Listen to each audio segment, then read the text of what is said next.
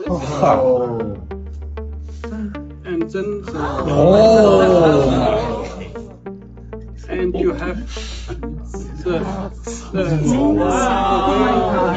parts coming up. My name is Olav Krøger. I've been designer in LEGO for 38 years. My latest creation is this one, done together with NASA.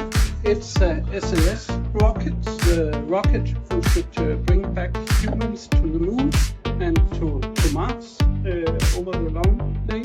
I think so. We tried to build it in different ways, but we ended up with to build it so that it can turn like this. Oh. And then Oh. and you have the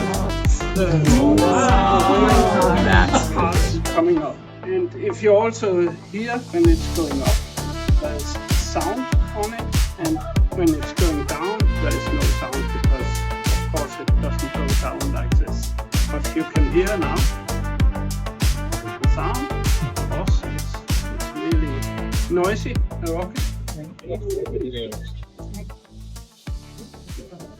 Moving